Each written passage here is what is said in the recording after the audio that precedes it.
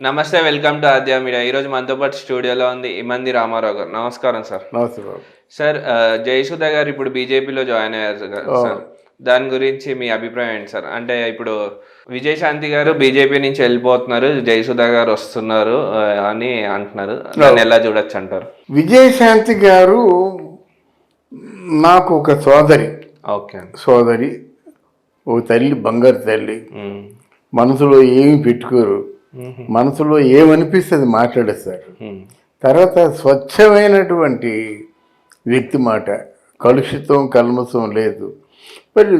మరి ఆ రాణి రుద్రమ సినిమా ఆవిడకి యాప్ట్ మాట. అట్లాంటి క్యారెక్టర్ కోపం వచ్చిందంటే ఎవరిని కూడా గాదర్ చేయరు అన్నమాట. అంత అంటే కరేజేస్గా ఉన్న లేడీ. సరే, ఇంత ఇది చెప్తున్నారంటే అద్వానీ గారు బీజేపీ పార్టీలో కార్యోన్ముఖుడు. అంటే ఏ కార్యాన్ని తలపెట్టినప్పుడు కూడా సాధించేవాడు, యుద్ధోన్మాది, పోరాట పటిమ గల నాయకుడు. బీజేపీ పార్టీలో ఇద్దరే కదండి, వాజ్పేయి అద్వానీ కదా. సారథి అద్వానీ అయినట్టయితే ఆ విగ్రహం ఈయన వాజ్పేయి గారు. అందువల్ల అంటే ఇక్కడ ఎందుకు చెప్పారంటే అద్వానీ గారిని, అద్వానీ గారు లాంటి పోరాట పటిమ గల నాయకుడికి అత్యంత ఆత్మీయురాలు విజయశాంతి. ఓకే. అద్వానీ గారు ఇండియాలో తన ఆత్మీయులు ఎందరు అనే 10 మందిని లెక్కేసుకుంటే ఆ 10 మందిలో ఒకరు విజయశాంతి. అలాంటి విజయశాంతిని కేవలం రాజకీయాలు ఎక్కడ పెద్ద లీడర్ అయిపోతుందో అని చెప్పేసి ఆ రాజకీయాలే ఆవిడ్ని చాలా బలి తీసుకున్నాయన్నమాట. అయితే మనం జయసుధ గురించి మాట్లాడుతూ విజయశాంతి గురించి చెప్తున్నామంటే నా ఆవిడ పట్ల నాకు ఉన్నటువంటి అభిమానం అట్లాంటిది ఒకటి. ఎందుకంటే ఇక్కడ ఈ నాయకురాల గురించి చెప్పాలంటే ఆ నాయకురాలు ఏమి చేసిందో చెప్పాలి. ఆవిడకు ఉన్నటువంటి ప్రాపర్టీలు తెగనమ్ముకొని ప్రజల కోసం పెట్టింది ఆవిడ ప్రాపర్టీ. ఇక్కడ కుంపెల దగ్గర ద్రాక్ష తోటలు ఎన్ని ఉన్నాయంటే ఎంత ప్రాపర్టీస్ అని కేవలం ప్రజల కోసం ఆవిడ నిజమైన నాయకురాలుగా ఆవిడ తాలూకు ప్రాపర్టీస్ అన్నీ కూడా తెగనమ్ముకొని ప్రజలకు సేవ చేసింది. ఈ విజయ మన జయసుధ గారు అలా కాదు. ఆవిడ కొంచెం సినిమాలు తీసి దెబ్బతినే పరిస్థితుల్లో ఒక క్రిస్టియన్ మిషను రాజశేఖర రెడ్డి గారు కూడా ఆదుకున్నారన్నమాట. లేదమ్మా, నువ్వు రాజైనంత వరకు ధైర్యంగా ఉండు, డెఫినెట్గా మేము అందరూ ఉన్నాం కదా అని చెప్పారు. ఆ విధంగా ఆదుకున్నారు. ఎమ్మెల్యేగా గెలిపించుకోవడమే కాకుండా ఇక్కడ సికింద్రాబాద్ చిన్న సెంటర్ అండి బాబు. అటువంటి సెంటర్లో ఎమ్మెల్యేగా ఉన్నారంటే ఆవిడ చాలా, అంటే ఆవిడ అటెంప్ట్ చాలా మంచిది. అటెంప్ట్లో ఆవిడ చేసినటువంటి ప్రయత్నాలన్నీ కూడా ఫలప్రదమయ్యాయి. అయితే అంత లైఫ్ ఇచ్చినటువంటి కాంగ్రెస్ పార్టీని వదిలేసి ఈరోజు నువ్వు కాంగ్రెస్ పార్టీలో మళ్ళీ జాయిన్ అయినట్టయితే నీకు విశ్వాసం ఉంది, కృతజ్ఞత ఉంది. లైఫ్ ఇచ్చిన పార్టీకి మళ్ళీ తిరిగి ఏదో విధంగా సేవ చేద్దామన్న తలపుతో వచ్చావు అని అనుకునేవాళ్ళం.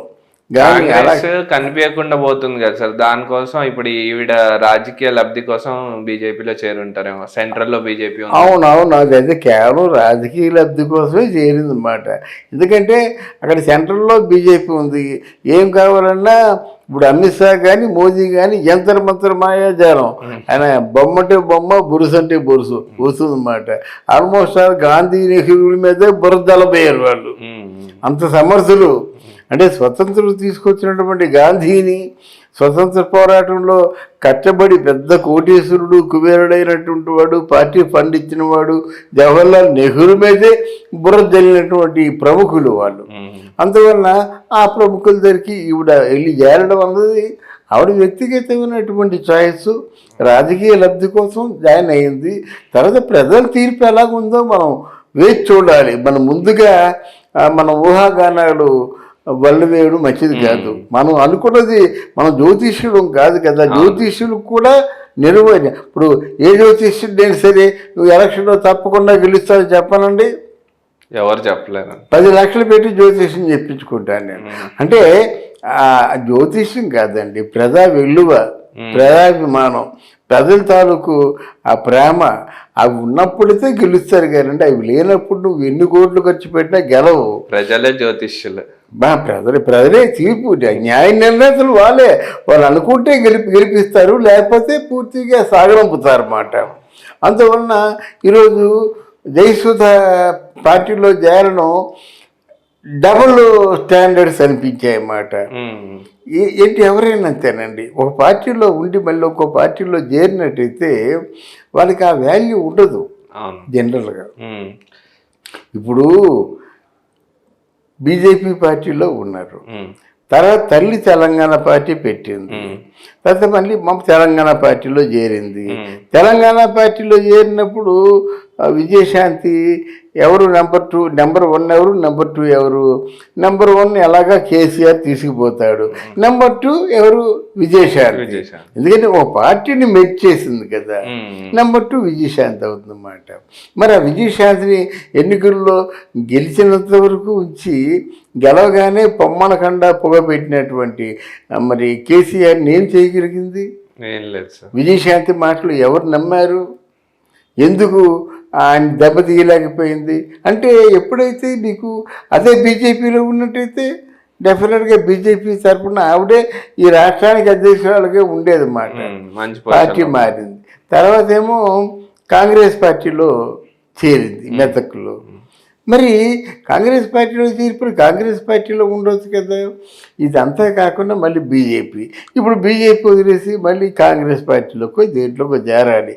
కాంగ్రెస్ పార్టీ ఉంది, ఎందుకంటే తెలంగాణలో టీఆర్ఎస్ పార్టీ అంటే BRS party, BJP party, Congress party 3 కూడా సరి సమానంగా ఉన్నాయి. 30% మిగతా 10% అదర్స్ మాట. కనుక మరి కాంగ్రెస్ పార్టీ ఏంటంటే యాక్చువల్గా న్యాయం కాంగ్రెస్ పార్టీ తరఫున ఉంది. తెలంగాణ ఇచ్చిన పార్టీ కాంగ్రెస్ పార్టీ కదండి. అసలు కేవలం ఈ తెలంగాణ ఇవ్వడం మూలంగా 135 సంవత్సరాల కాంగ్రెస్ పార్టీ పతనం అయిపోయింది కదండి. కాంగ్రెస్ పార్టీ మన ఆంధ్రదేశంలో పూర్తిగా కోమా స్టేజ్లో ఉంది. ఉందో లేదో తెలియదు, లేదండి. అది ఇక్కడ మరి కాంగ్రెస్ పార్టీకి లైఫ్ ఉంది. ఎందుకంటే రేవంత్ రెడ్డి తాలూకు ఆయన నాయకత్వం కానీ సారథ్యం కానీ అది రాహుల్ గాంధీకి కూడా బాగా నచ్చింది. అలాగే మొన్న ప్రియాంక గాంధీ వచ్చినప్పుడు కూడా రాహుల్ గాంధీ బాగా చేస్తున్నాడు అనేటువంటి ఒక అప్రిషియేషన్ వచ్చిందన్నమాట. సో మరి అంటే విజయశాంతి ఈ పార్టీలోకి వస్తుంది, మన జయసుధ గారు ఆ పార్టీలోకి వెళ్తుంది. కానీ మరి పార్టీలో ఇక్కడ గెలవడం అంటే ఎక్కడో దిగ్గజాలు ఉన్నారు బీజేపీ పార్టీలో. బీజేపీ చిన్నోళ్ళు ఎవరు లేరు, ఎప్పటి నుంచి అలా ఉన్నారన్నమాట, వెయిటింగ్ ఫర్ ది ఆపర్చునిటీ కోసం ఉన్నారు. అందులో మరి వచ్చింది ఈవిడ.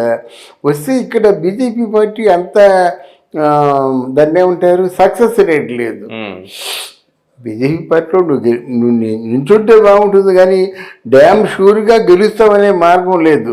బీఆర్ఎస్ పార్టీ గెలుస్తుంది, కాంగ్రెస్ పార్టీ గెలుస్తుంది, కానీ ఇక్కడ బీజేపీ పార్టీ గెలుస్తుంది అనేటువంటి నమ్మకం లేదు. గనక ఇది ఎలాగా అయినప్పుడు కూడా జయసుధ గారికి కత్తి మీద స్వామి అవుతుంది. కే పౌల్ గారు జయసుధ గారి కోసం ఏదో హెల్ప్ చేశారని చెప్పుకుంటారు కదా సార్. ఆ రోజుల్లో జయసుధ గారు క్రిస్టియన్ మిషన్లో ఉన్నప్పుడు జయసుధ గారిని ఆదుకున్నానని కేఏ పాలే చెప్పుకున్నాడు. అంటే ఆదుకోవడం కూడా నిస్వార్థంగా ఏ ఆలోచన లేకుండా ఆదుకున్నా అని అంటాడు ఆయన.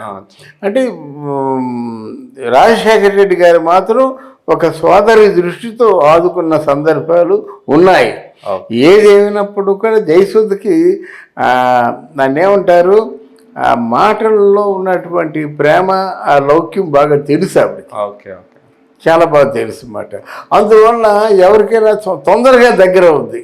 మిగతా వల్ల యాంటీ ఇప్పుడు జయసుధకి విజయశాంతికి అదే తేడా. ఆవిడకి ఏదైనా కోపం వస్తే మొహం మీద మాట్లాడేస్తుంది.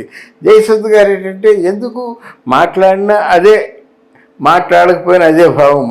మన భావం ఏదో మన మనసులో ఉంటుంది. స్నేహంగా ఉంటే తప్పే ఉంది.